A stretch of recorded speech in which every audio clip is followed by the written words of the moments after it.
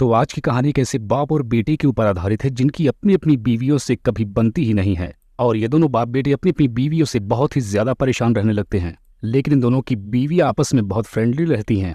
इस तरह से ये लोग एक ज्वाइंट फैमिली के साथ रहते हैं। लेकिन यहाँ पर ऑन्ड्रे के साथ एक प्रॉब्लम थी कि आज तक उसे एक भी बच्चे नहीं हुए थे।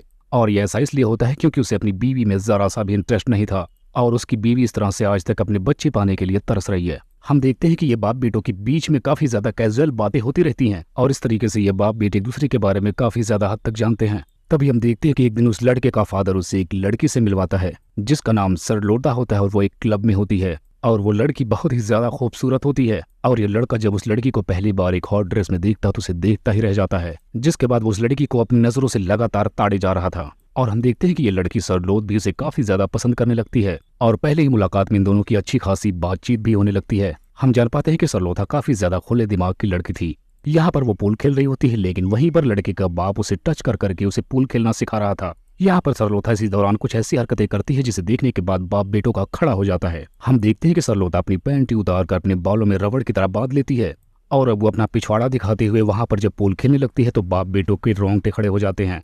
अब सरलोथा काफी ज्यादा एंजॉय करने के बाद जब अपने घर के लिए निकलने लगती है तब उसका बाप उसे अकेले ही घर छोड़ने के लिए बोलने लगता है। अब इसी बीच हम देखते हैं कि औरनी जब अपने घर वापस जाता है तब उसकी बीवी उसे अपने सामने बिठाकर प्रेगनेंसी किट दिखाती है जो फिर से नेगेटिव ही आया था।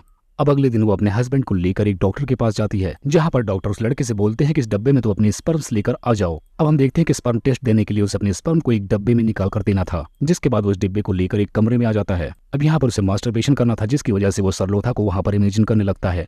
अब वो अपने ख्याली दुनिया में सरलोथा के साथ इतना ज्यादा रोमांटिक था कि उसकी बीवी बाहर से आवाज देती है और वो सुनता भी नहीं, जिसके बाद उसकी बीवी जोर से दरवाजा खटखटाती है तो उसके होश उड़ जाते हैं और वो बाहर आकर बोलता है कि मुझसे मास्टरबेशन नहीं हो पाया। हम देखते हैं कि और एक रेस्टोरेंट चलाया करता था जहां पर एक दिन अचानक से सरलोथा वहां पर आती है और एंडी से बातें करने लगती है। हम देखते हैं कि सरलोथा और ऑर्नी की बात इतनी ज्यादा आगे बढ़ जाती है कि वो बातों बातों में एक टेबल कुर्सी से जाकर बेड पर खत्म होती है और इस तरीके से ये दोनों एक दूसरे के साथ इंटीमेट होते हैं। हम जान पाते हैं कि ऑर्नी एक शादीशुदा लड़का था लेकिन उसे अपनी वाइफ में जरा सा भी इंटरेस्ट नहीं था, लेकिन अब की बार उसे सरलोथा के साथ इंटीमेट होने में बहुत मजा आया। अब अगली सुबह जब ऑर्नी घर आता है तब उसकी बीवी उसकी जैकेट में से सरलोथा की पैंटी बाहर निकालती है, जिसके बाद वो कैंची लेकर डायरेक्ट ऑनरी के पास पहुंचती है और कैंची दिखाकर उससे पूछती कि आखिर यह किसकी और तुम्हारी जेब में कहां से आई। अब यहाँ पर ऑनरी अपनी जान बचाने के लिए अपने पापा पर इल्जाम लगा देता है, जिसके बाद उसके पापा की बीवी उसे घर से बाहर निकाल देती है और अगले ही सुबह हम देखते हैं कि उसकी माँ की एक सड़क हादसे में मौत हो जाती है। इस सदमे में आकर ऑनरी के फादर कई दिनों तक अपने घर से बाहर ही नहीं निकलते। ऑनरी के मॉम के जाने के बाद उनका पूरा घर बिगड़ सा जाता है और सारे लोग सदमे में रहने लगते हैं,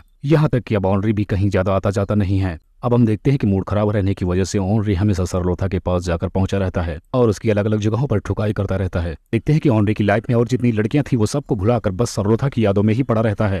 इसके चलते वो अपनी बीवी के साथ भी अच्छे से रहने लगा था। इसके अलावा अपने रेस्टोरेंट में इतने अच्छे पकवान बनाने लगा था कि उसके यहाँ कस्टमर्स की लाइन लग गई थी। यहाँ तक कि जब वो अपने होटल में आटो को गूंथता था वो सरलोथा के बॉस को ही याद कर रहा होता है और इसी वक्त वो इतना रोमांटिक हो जाता है कि किचन में अपनी बीवी के साथ ही रोमांस करने लगता है और इसी वजह से उसकी बीवी भी अचानक से खुश हो जाती है कि अचानक से मेरे हस्बैंड के अंदर इतनी सारी एनर्जी आ कहां से गई। तभी हम देखते हैं कि उसके होटल में एक दिन सरलोथा आती है लेकिन उससे नहीं उसकी वाइफ से मिलती है, जिसके जाने के बाद जब ऑलरी वहां पर आता है तो उसकी वाइफ उससे बोलती है कि यहाँ पर एक लड़की आई थी। अब यहाँ पर ऑलरी समझ जाता है कि लगता है मेरी पोल खुल चुकी है, लेकिन यहाँ पर क्या होता है उसकी बीवी बोलती है कि सरलोथा एक बहुत ही अच्छी लड़की है और इसे यहाँ पर हमें काम पर रख लेना चाहिए। इसके अलावा ये बहुत ज्यादा खूबसूरत है जिसकी वजह से कस्टमर्स की और लाइन लग जाएगी। जिसके बाद से हम देखते हैं कि अब सरलोथा तो इनके परिवार के साथ ही रहने लगती है, वो भी इनके घर के बगल वाले कमरे में, और इससे हम ये जान पाते हैं कि ऑनरी को तो लॉटरी लग गई। अब अगले दिन हम देखते हैं कि ऑनरी का फादर एक आदमी का पीछा करते हुए अपनी बीवी के कब्र तक जा पहुंचता है। वो आदमी अंधा होता है और उसकी बीवी के कब्र पर जाकर रोने लगता है। तभी यहाँ पर उसे पता चलता है कि उसकी बीवी का चक्कर इस अंधे आदमी के साथ चल रहा था।